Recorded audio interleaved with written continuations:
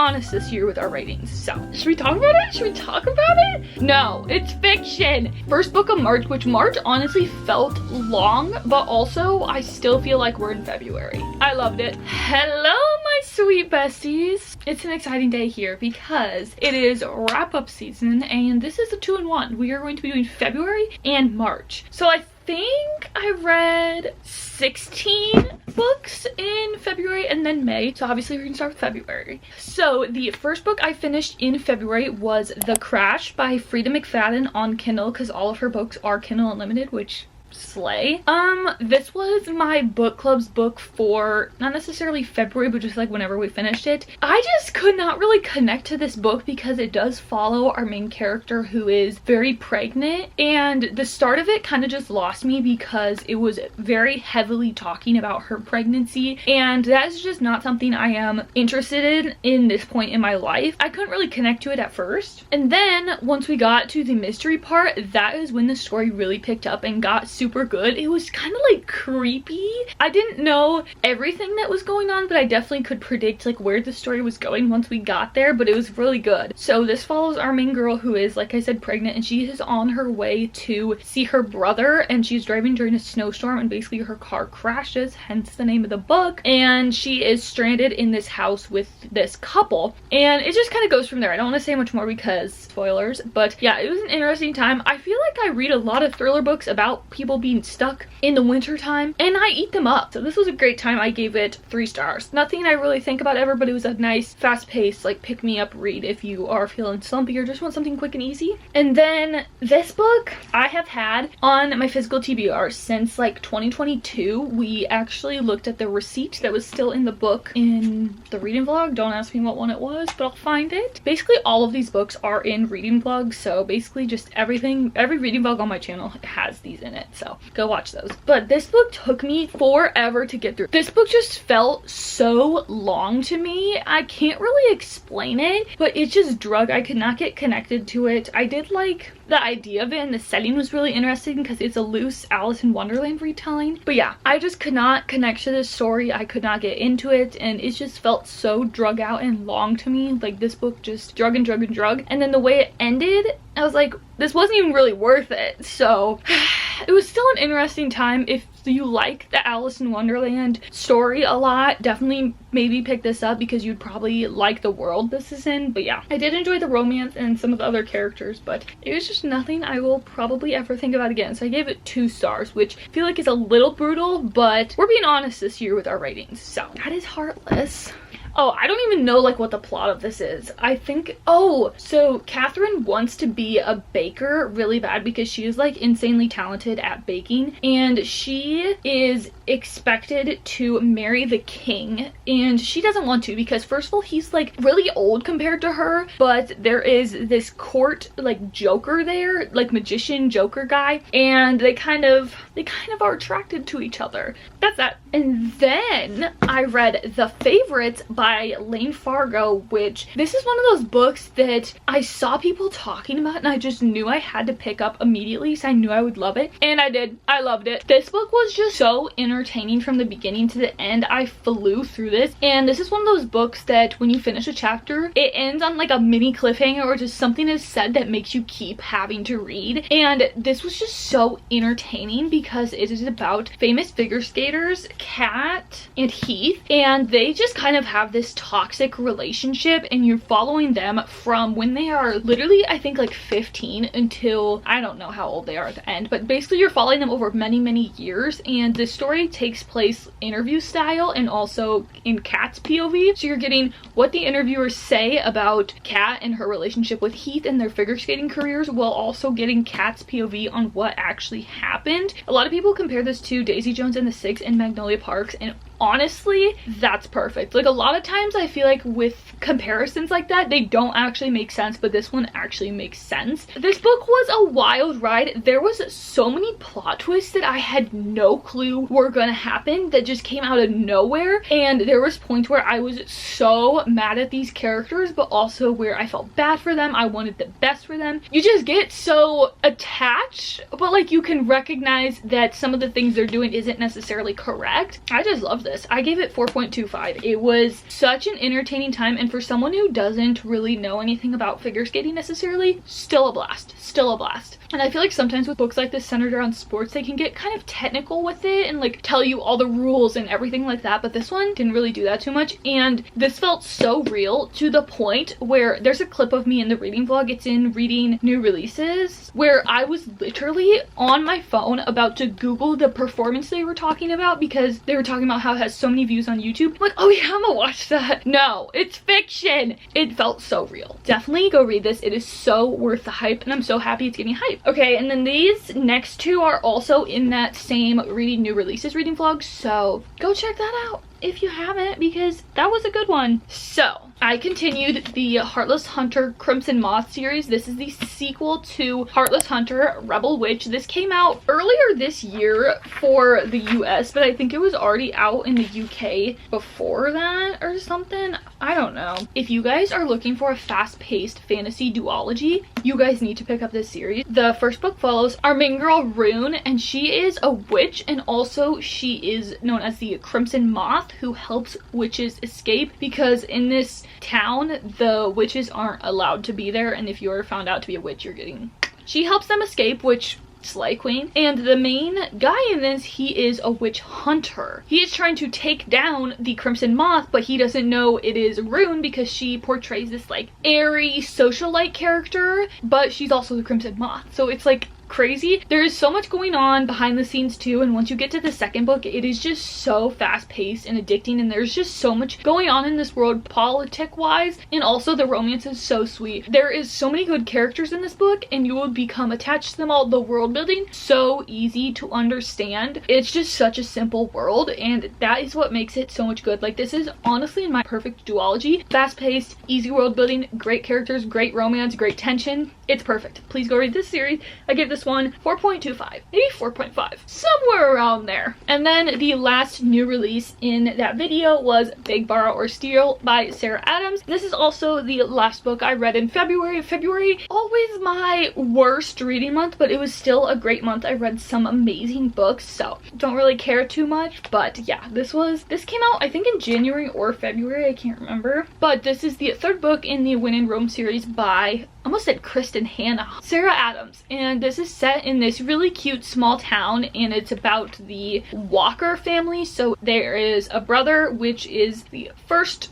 book, and then there is 3 sisters, so we are hopefully going to be getting another book in this series, and all of them live in this small town, so you get the vibe of the small town in them all, and it's so sweet because you just grow to love the town and the town people, and especially in this one, they all kind of come together to do something, and it's really sweet. The main trope in this one, Emily is, I think, a 2nd or 3rd grade teacher, I can't remember, but she has this like college nemesis, Jack, who was also a teacher at her school, same grade and everything, but he recently moved, and now he's back. So she is kind of trying to run him out of town. He ends up moving into the house next to hers. And I really loved this romance because both of them kind of have a secret, and the way that each of them deals with it, it is so sweet. And I can also really appreciate this series because all of her characters have something else going on other than just fighting over who does this in this stupid rivalry. They have actual deep things going on that they have to work through. And I love this. There was so much character growth by the end of this book, and just I loved seeing the other characters from the other books. So definitely do not just go straight to this one. Definitely read the other ones first. But yeah, this was a great time. I give this one 4 stars. It is just such a sweet book, and I love this series, and I can see myself rereading this series pretty frequently. Like maybe in the summertime it'd be perfect. First book of March, which March honestly felt long, but also I still feel like we're in February, if that makes sense. But I started the month, I think I was kind of slumping out at the end of the month, so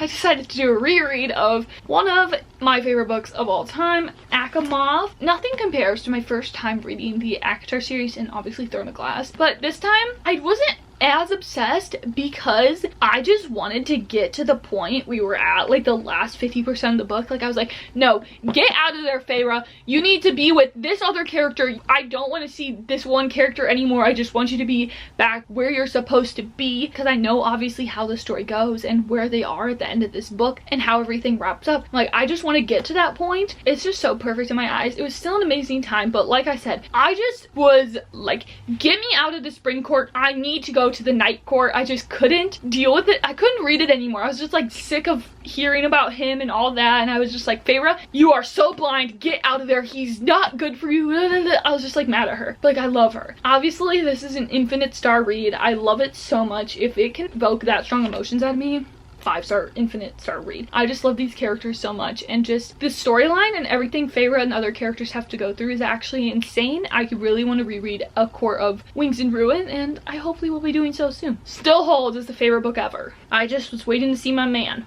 I'm going to talk about these two together, but I did read the second one later on in the month. So I started the Rebel Blue Ranch series. I'm so obsessed. I'm so obsessed. I feel like I started it at the perfect time too, because the fourth one is coming out in a couple weeks and I plan on reading the third very soon. So stay tuned for next week. So it'll probably be in there along with a little teaser. I found my favorite book of the year yesterday and it's going to be in next week's video. So if you want to see me cry for about 15 minutes straight over a book, stay tuned. Done and dusted. This follows our main girl Clementine, also known as Emmy. She is like a professional horse rider and something happens and so she has to go back to her small town, and she has two brothers. And there's also this guy who has kind of grown up with them. His name is Luke. He owns the bar in town. And they have always known each other but haven't really had like a romantic spark. When she comes back to town, the spark is sparking. That's who the romance is with, someone she has known her whole life. So it's kind of childhood best friends to lovers, but like not really, because you don't really get glimpses into their childhood. But I just love the vibes of this book. The small town was so fun, and obviously it's cowboy romance. Love that. And these books are literally just 300 pages, but you still get a lot of depth and a lot of character development and growth, and just I love this series. I gave this one 4.25, I think. I don't know. I feel like I've had a hard time deciding on ratings this year, so I think 4.25. I loved the couple in this. They are so perfect together, and I really enjoyed seeing glimpses of them in the second book. So the second one I gave 3 stars, but it's like a high 3. Like, I still loved it, but it's nothing I really think about again, and I don't really have like a reason as to why I didn't love it as much, but I just didn't. So this is about Ada Hart. So she is an interior designer who gets brought in to help Wes, who is one of the brothers to our main girl in this. They click right off the bat. Something happens between them, but they don't know who each other is, so then they have to work together under that and just try and be professional, and it's hard for that. But I really enjoyed this one because Ada especially was really relatable to me, and she just had a lot of character growth and development as well. And same with Wes. He has a lot going on under the surface, and he was able to work through that some with Miss Ada, and I really enjoyed this book. The series is just so wholesome because since they do have a bigger family, the 3 siblings, and then now we have some of their spouses, the like family dinner scenes and just stuff like that was adorable. I loved it so much. Another book that took me forever to get through is Red Queen by Victoria Aveyard. This is one of the only like 2014 fantasy series I didn't read back then, so it's always been in the back of my mind since then about I should read this. And it was kind of the same as Heartless. I just could not get into this, and I could not connect with the characters, and I could not care. I just feel like if I would have read this many years ago, I would have been obsessed, but now it's kind of to the point where other series have taken inspiration from Red Queen. So like everything that happened I've seen before, which that is fine because the Red Queen is, you know, like the OG. I should have read this first, but I did not. But I did enjoy this, and I liked the ending. I do think I'll eventually continue this series. It was just very predictable because I've read and seen this done before so many times because people take inspiration from the Red Queen. I'm talking about You, Powerless. But I did enjoy it. I thought the whole political system was really interesting, and I did like the characters, and I'm really excited to see where the romance goes because I could tell who it was supposed to be with from this book, but it just didn't necessarily happen because this series is actually massive. Can't wait for that because I feel like the romance is gonna eat. And just where the story ended off, it makes me really excited to continue in the next series. I gave this 2.5, which again seems a little harsh, but I just really could not get into this book, and when that happens you just have the feeling of like wanting it to be over so badly and just not really enjoying it. And then I read The Last Letter by Rebecca Yarros. This was another one of my book club's books. I gave this book 4 stars. This one hurt. This was a very emotional read, and there was a lot of hard things to read about, so definitely look up trigger warnings for this one because it is heavy on the emotional side, and just the topics that are talked about are very hard to read about sometimes, and I could cry thinking about this book. It was so good and so sweet, but this was another one, it did take me a bit to get into. I don't really know why, it just did. I feel like I wasn't maybe in the mood for it or something, and also I feel like the thing with book club is like I love it with my whole heart,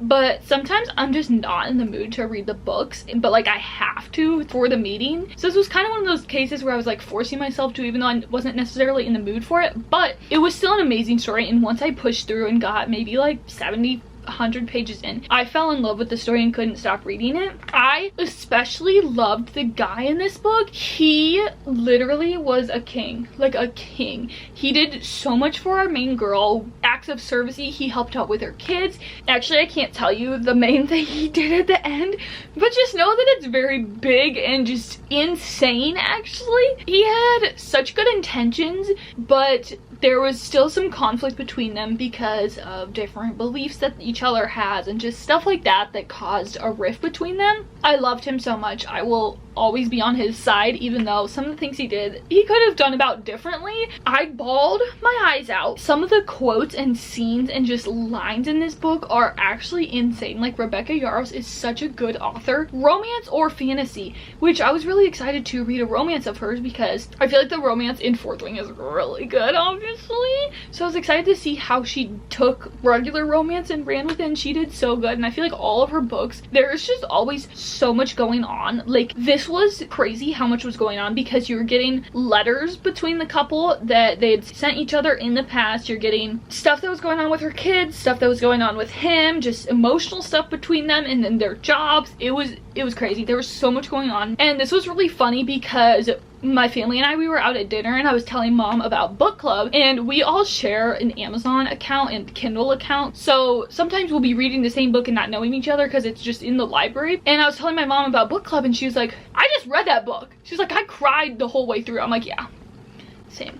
And then I picked up Saving Six by Chloe Walsh, which I read Binding and Keeping at the end of 2024 and loved them. Loved, devoured, ate up, sobbed, everything. But this one, I was really excited for it because you see both of these characters in that book and that you just know there's more to them, but you don't know how deep it goes. And in this book, you got a lot more detail about everything that's going on with them and how their relationship has grown and formed. I gave this one 4 stars, which is still an amazing rating because there was points where I literally could not put down this book. Like, I was so addicted to it. But I did start this back at the end of December and I put it down for 3 months and then picked it up. It's kind of like, you know, it felt so repetitive and just that the same thing was happening over and over and nothing was changing within their relationship or with other people. And it was honestly starting to piss me off because I was like, how do you not see that this is bad for you and that you should reevaluate, I guess? Because she was admitting to herself that something should change and she would keep coming back. And I'm just like, you can see it, but you are still going back and repeating the same thing over and over and getting hurt again. Same with Joey. He could see that too. It was really frustrating, honestly, but like, I get it, and like, I love these characters so much, and seeing everything that Joey has gone through in this book, ouch. And I know that the second one to their story is gonna hurt even more. I'm kind of putting it off because I'm scared and I'm gonna cry. I know that. Should we talk about it? Should we talk about it? I don't think I'm gonna rate this book because it honestly kind of feels wrong because this series is just so nostalgic for me and just something that has always been a part of my life and always probably will be. So I don't know, I just feel like it's kind of like rating, I don't know, I just can't explain it. I don't really also have one in mind because I don't know like what the Hunger Games series would be, you know what I mean? Because it's so hard because I read it when I was so young and this feels like one of those books. If you did not know what this is about, this is about Haymitch, who in the first book is Katniss and Peeta's mentor for the Hunger Games because he won a Hunger Games in the past, so the victors of the past games mentor the people in the new games. This is Haymitch's games, which I went in pretty blind because your girl does not remember the details about the first through third book, but I obviously know the plot and what happens and all of that, but I don't remember like the details. We did learn a bit about Haymitch's games in the original trilogy, but I did not remember anything or the fact that we even knew anything about it. So this was a complete surprise for me, and the whole story was a complete surprise for me because what the fuck was Suzanne Collins on? Like, this was insane. There was so many twists and just unexpected things happening. I did not know what way the story was gonna go, and I love that. I love this series so much. I was such a Hunger Games kid. I joined archery and I just was obsessed. I've probably seen the movies more times than I can count, and I've read the books probably the same. So this was such an incredible time, and I feel like watching the fourth movie and reading the fourth book last year, or 2023, really just boosted my love for the Hunger Games. So the anticipation was so real. I was so excited, and it did not disappoint at all. It exceeded my expectations, and after finishing this, going on TikTok and watching the edits, I almost died. Like, genuinely, it was crazy. The parallels are insane between, well, like, obviously it's the same world, but like invisible string, like stuff that happened in the first trilogy connects all the way back to this and vice versa. Some of the things that people are called, some of the theories, some of the plots, everything connects, and getting more background on certain characters that show up in this book that we've seen before, I loved so much because they're some of my favorite characters. So learning more about their past, it hurt, but it was awesome. Just know that it's like a 5-star if I were to rate it. Okay, and then I read Never Lie by Frida on Kindle again. This book, it started off, I was like, wait, this has so much potential. Like, this is gonna be such a fun thriller. I think because Rock, Paper, Scissors is my favorite thriller ever, and it was definitely giving those vibes, like snowed into a creepy house. I still ate this up. I gave it 3.5. I did have to lower it for the ending because the ending, it got kind of dark and twisted and just messed up, which I didn't really love, but I still really enjoyed the story. I did not guess the twist at all. I mean, I was sus of the people, but I had no clue that this was what was going on, and I really enjoyed how this story was told because, so it follows this couple and they are house hunting, and one of the houses they're looking at is this like mansion who this famous therapist slash author used to live in, and so she is actually missing or dead. No one really knows, and so they go and tour it, but then their like realtor isn't there and the snow is terrible, so they get trapped there, and it's like really creepy there. Our main girl discovers this room full of tape recordings because Miss Girl tape recorded her sessions with her patients, so she starts listening to them. So you're getting the tape recordings, which were really interesting, first of all because that's like severely fucked up recording them. So you get the tape recordings, and then also you get a past POV of Miss Girl, Miss Therapist Author Girl, which you get that, and then the tape recording, and they kind of contradict each other. Like, if you just listen to the tapes, you would think one way. With knowing her perspective, it's a completely different perspective, and like, it's just crazy. And some of the patients she had seen, the stuff they've been through is insane and horrible and just terrifying and just all of the things. So learning about the tape recording, what happened, and then also her perspective before it happened, what led up to that, insane. This book was actually crazy. There were so many twists. It was just so entertaining because we got the past perspectives of this famous author therapist lady, and also the tape recordings, the couple's perspective, all that. This was such a good thriller. I highly recommend. But yeah, the ending did get a little dark and twisted, which was my only fault to this story, honestly. And apparently I read back-to-back mysteries, which never happens. Then I picked up Finley Donovan, Dig Your Own Grave, which is Finley Donovan number 5. This series has been going on for a while now, clearly since there's 5 books. Does this series need to go on for a while now? No, it is definitely drug out, and I will admit that. I will be the first person to admit this, but I still love this series with my whole heart. These characters are so funny and entertaining. The stuff that happens is so out of pocket and unrealistic, but it is still such a fun time, and you will be laughing your ass off because these characters are so funny, but also the stuff they're going through is like fucked up.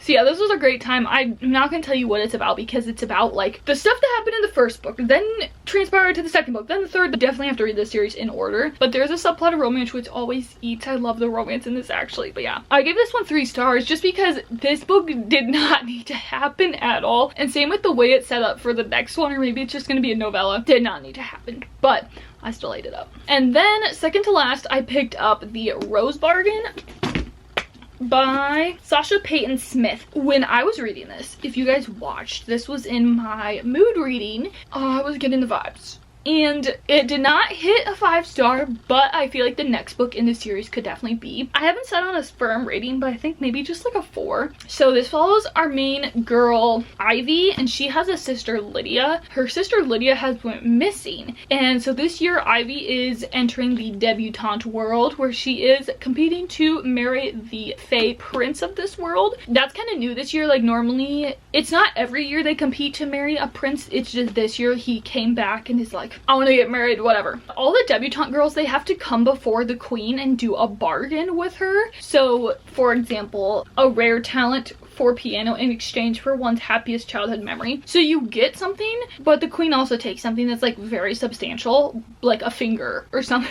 Something like that, or like a memory, or she makes you not be able to turn right, which was one of them, or she makes you not be able to lie, she makes your memory better, stuff like that, in exchange for perfect teeth, longer eyelashes, different color hair, whatever it may be. It just adds something to the story, kind of like Powers, but it was like a bargain that they made. This is kind of compared to be Bridgerton, The Selection, and The Cruel Prince. Again, perfect comparison. I can see all of those, and I think this story was great. There was so much going on too in this world, because you're getting the mystery of Ivy's missing sister, where she was, what happened, what her bargain was, all of that. And it's kind of a love triangle too, because there is 2 princes. I really enjoyed the romance of this, but you're also getting the girls dynamic and how they're competing to each other, whatever, and there's different, like, not necessarily trials, but like kind of like game trial things going on. This was a blast. This was such a fun fantasy book. I loved it so much. It was so fast paced. The chapters were pretty short, and again, they ended in quotes or sentences that made you want to keep reading, which I always love. And then the last book I read was The Paradise Problem, which is also going to be in next week's video, so stay tuned for that, because I freaking loved this book. I gave it 4 stars, and this was just such a fun time. I have read Love and Other Words and The Unhoneymooners by Christina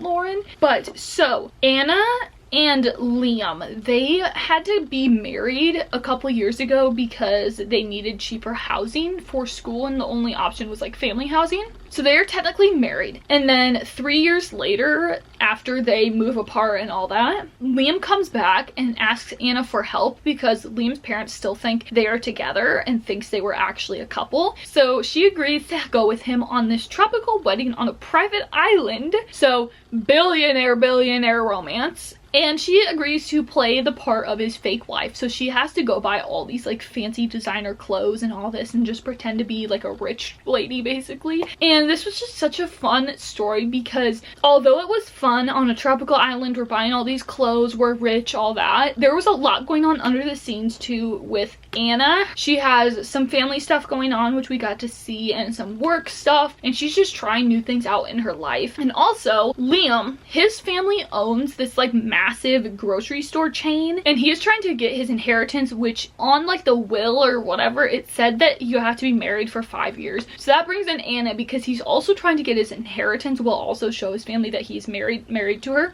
Well, like they're actually married, but like in love, you know? You get that dynamic of him trying to get his inheritance too, and his family, oh my god, there's family issues there. So you're getting that and just how he has to handle it, and there's just so much drama on this private island with that because their family is severely fucked up. So you're getting that dynamic, and it was so entertaining from the beginning to the end. It was such a fun story and such a unique one because although it's like very unrealistic with like the billionaire grocery store vibe, it was still such a fun time, and I loved this couple and their relationship was so fun, and I really enjoyed it. So that is all of the books I read in February and March. Please let me know down below what your favorite book was in February and March, and I will see you guys next week for a very fun reading vlog. Peace.